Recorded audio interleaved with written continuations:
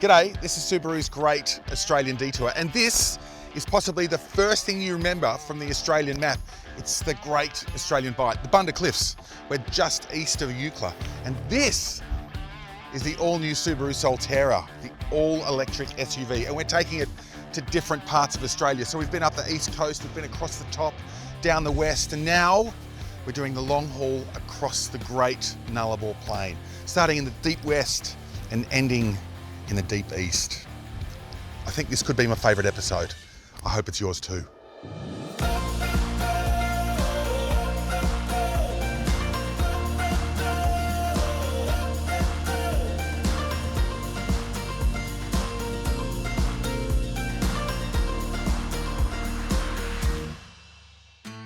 I've come to learn that the open road is still the stuff of legend.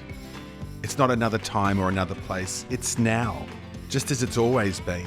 Only you might have to search a little harder to find it. But there it is, off the freeway, connecting families to towns and stories, and what will become some of our fondest memories. Subaru's Great Australian Detour is a celebration of the long way, of seeing the drive as being just as important as the destination. So instead of racing past the best bits, enjoy the journey. Stop, turn off, take the odd detour. This is Australia, the greatest detour there is. Have you done the Nullarbor? It may surprise you. First, we'll leave the Indian Ocean behind at Margaret River. We'll take this overseas pre-production Subaru Solterra, so not the exact version you'll be enjoying shortly, and venture east to Esperance, then north to Norseman, and along the Southern Ocean to those mighty cliffs of Eucla and beyond. Coffin Bay is the ultimate destination. And of course, the magic will be in the journey. I've been looking for some symmetry, like we're getting around in the EV. There must be other businesses that have EVs as well, and I found one. It's a quad bike tour. I'm led to believe the only one in the world that's fully electric quad bikes. Bloop, bloop. I did that with my mouth because it doesn't actually make noise. So these are the bikes, they look exactly the same. Oh, by the way, it's cold. I never thought I would be cold again because it was so hot up north, even just at Exmouth. Now, I've always seen the gearing up for motorcycles or the like as a kind of dress-ups, for safety of course, but it's more than that. There's something gladiatorial about the get-up, or even bushrangerish. That was a surprise. So it's exactly like the Solterra, but not really. No noise. This is Baranup Forest, renowned for its beautiful kari trees. The quad bikes, they're all part of the eco-adventure. So weirdly, this is not unlike the horse riding experience at Cape Tribulation, far north Queensland. The bikes are speed limited, so they'll only go to 24 k's an hour, which is more than fast enough. You can look around, you can enjoy the surroundings. And instead of the gentle clip-clop of the horse's hooves, you've got the whirring of the electric motor. It's nice. Gary loves Baranup, and he wants everyone to love it as well.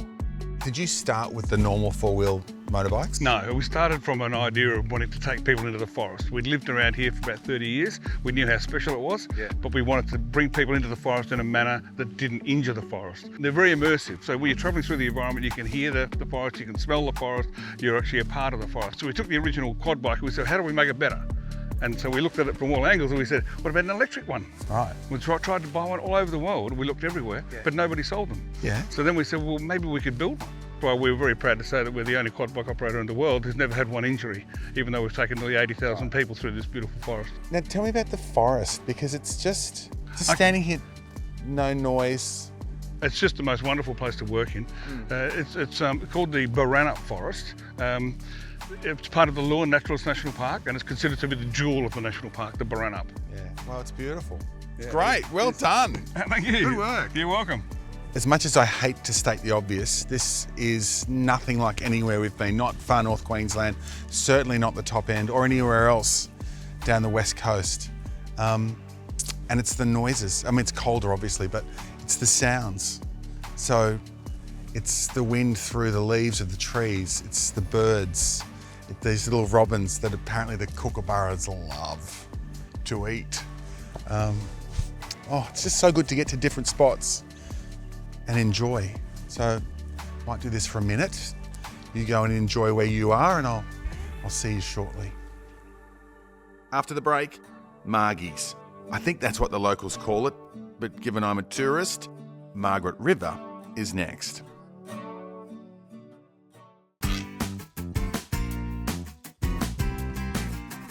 There's something quite nice about returning to a place where you've had a good experience before, and Margaret River is definitely one of those places.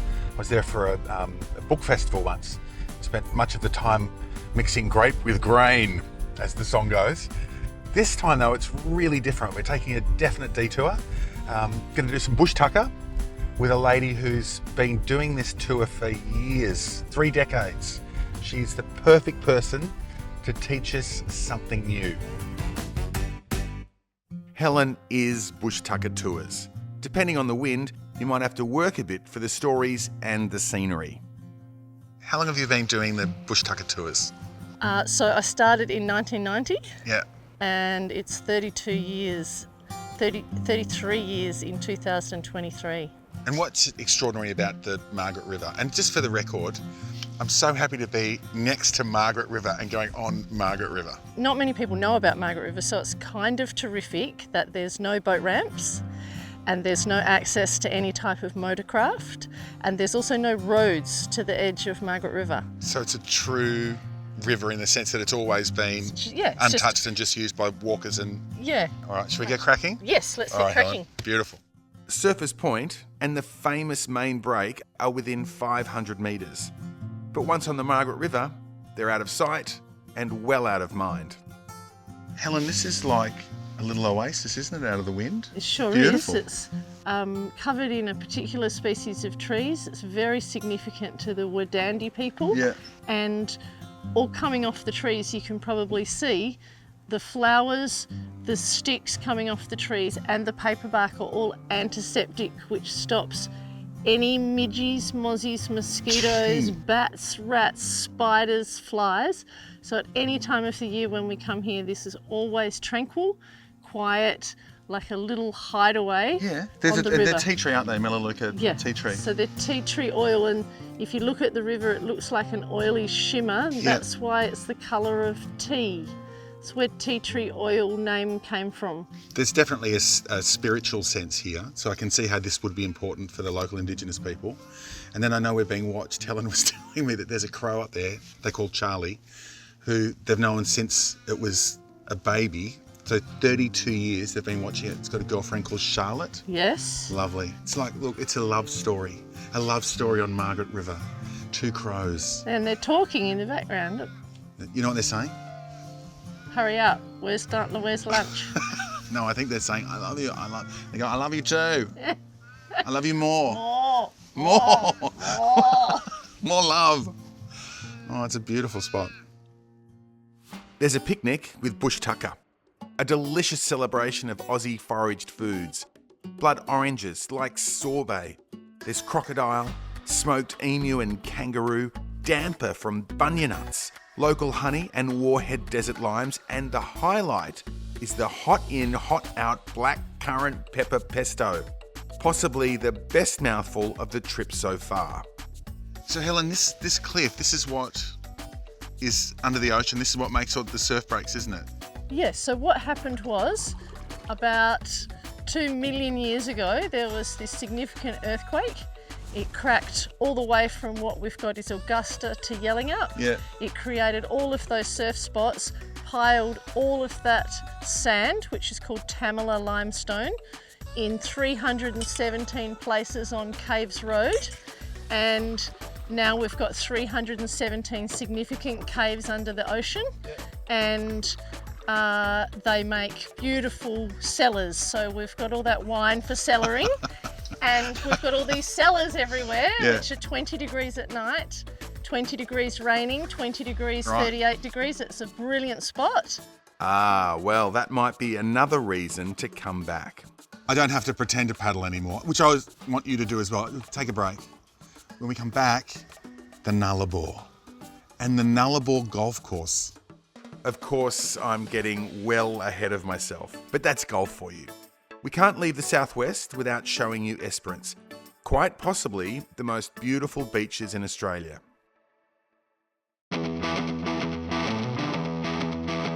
If you straight line it to Esperance from Margaret River and factor in stops for charging the car along the way, it's a little over 700 clicks.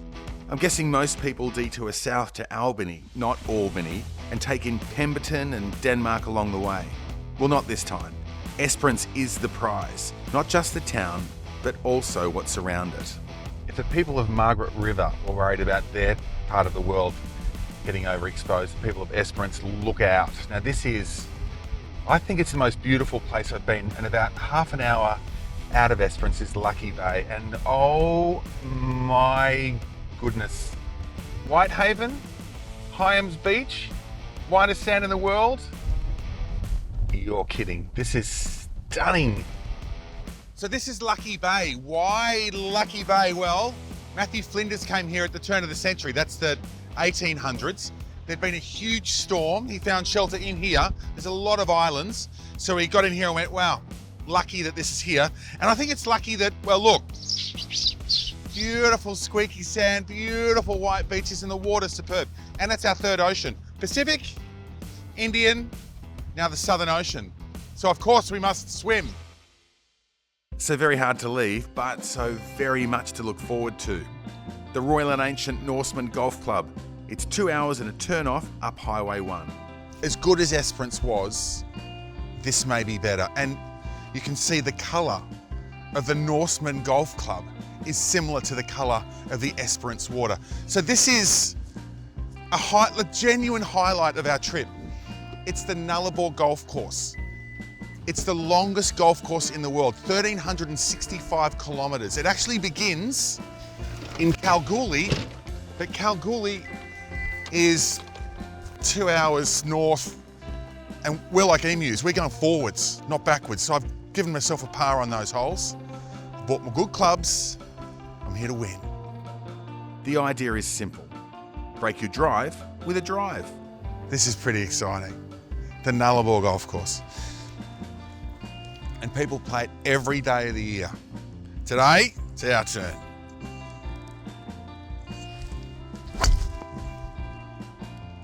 That's okay. Yeah. That was a bogey, just so you know. The Nullarbor is to driving what a marathon might be to a runner. It's long, it's challenging, and hopefully incredibly rewarding. I'm not really sure how I feel about this. 146.6 kilometres of straight road, or 146.6 kilometres of straight road? Yes, sir. Let's get to it. White line, white line, white line, white line, white line, white line, white line. More of a bend than a turn, but definitely a chance to rotate the steering wheel. Let's call a spade, shall we? The Nullarbor is straight. It's straight and long, and it's easy to lose concentration, and it's actually a safety issue. So what I really like about the Solterra, it's got cruise control and adaptive cruise control, and I'll always choose adaptive cruise control. So I set the speed, 105, 108, drive along. If someone's in front of me and they're driving slower, the Solterra can lock onto that car, recognize it, and then it can get to a certain distance, but not too close. And I set that distance. Then that lets me just chill on my drive, give me time to think about what I'm doing. I might attack my next golf hole. I know I'm going to arrive at that golf hole refreshed, ready, not thinking about, oi, is that guy in front going so slow and what will I do about it? I do nothing. Car does it for me. If only the Solterra could hit a golf ball. It would make a sweet buggy though. So this is the border hole of the Nullarbor Golf Link, and it's literally halfway between Adelaide and Perth. And I'll admit I'm a bit confused about a couple of things. I thought the whole thing was the Nullarbor, but the Nullarbor National Park starts just here, yet the Nullarbor starts in Norseman and ends a bit further along. Got time to think about all this stuff, obviously. Now, this is a 160 metre, par 3. I'm well down. Well, that's okay. Oi. The course is working its magic with fun detours. It's amazing how fast the long road goes. Whose idea was this golf course? Hey, this is called Windmills. That is Australia's largest windmill, called Bruce. So just stick around after the break. A big finish to this extravaganza. Oh, that's gone. I can't tell you how many balls I've lost. I can't tell you. I can't count that high.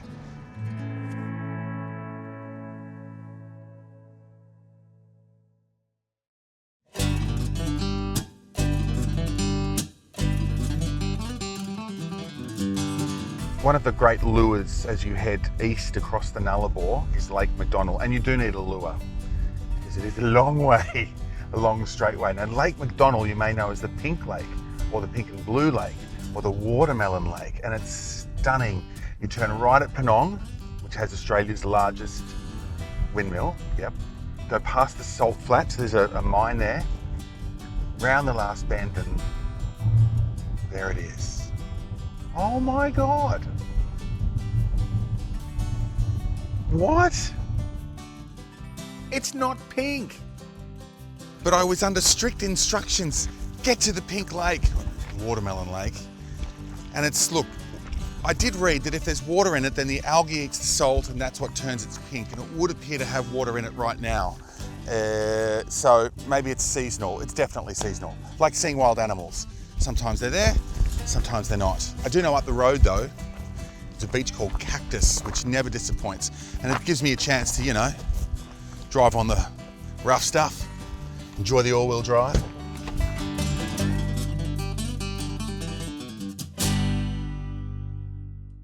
Cactus is a legendary surf spot.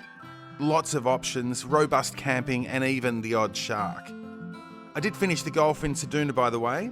Now to celebrate in Coffin Bay. So to experience Coffin Bay really is to experience it from the water. So we'll chat to the oyster farmers, see what they do.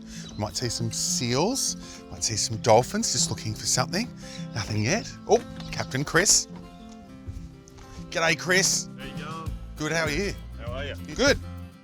Coffin Bay is often described as idyllic. The population swells from 600 to over 4,000 in summer. And if they're not here for the oysters, it's the beaches, or the emus, or the kangaroos. Today, it's definitely the oysters. What is the secret to Coffin Bay oysters? Secret is we've got this really great supply of food here. Yeah. Oyster farming is all about location, just like real estate. Yeah. And so depending on where you are and have a look around, we're surrounded. That's all national park over there. Yeah. You know, a couple of little oyster farmers that work over there, but we're basically surrounded by nature. Yeah. And just over there's a little entrance into this bay. Because of that small entrance, it basically acts as a sucker of the food that is produced about 60 miles or 100 clicks offshore. Effectively, it's farming, isn't it? So these are So which part of the farming process is this? Where we are now is actually the fattening zone. Yeah. Right, we're in the feed lot of the oyster farm. Yeah. All right, so there's different areas that we use for different things. This one definitely for fattening the oysters. Yeah. We've got some area over that side of the bay over there, a little bit calmer and all of that, so we'll put our little stuff there, doesn't get beaten around as much.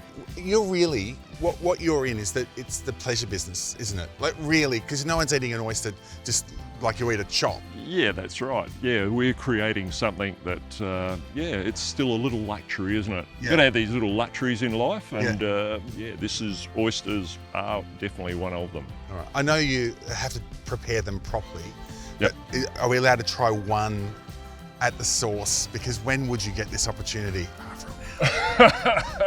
Certainly. I'll grab one out for you here, mate. Okay. One I prepared for you, mate. There you go. That's not an oyster. Is that an oyster? Yeah, I'll get you the knife. Here you go. It's the biggest.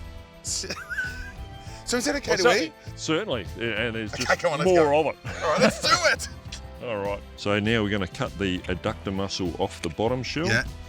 grab it like that, just get it out of that little thing there, and then we are going to roll it over. So presentation being the key. There we go. Drain off that last little bit of Coffin Bay liqueur there, mate. Yeah. Which, I mean, you can either have it with all of that or without. There we go. Right.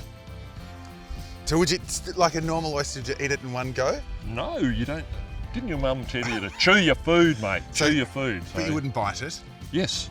How do In you half? chew? No, in half. Yeah, well, with that oyster, I probably would, but you can do it however you like. Okay, I'll go. Andrew, like.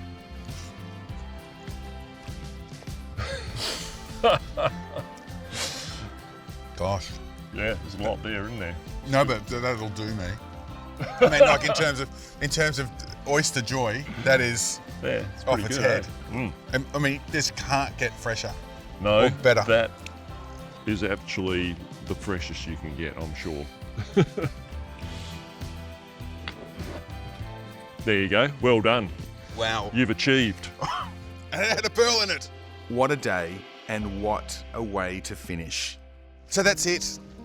I hope you enjoyed it. Maybe you should leave me here while I think about Subaru's next great Australian detour.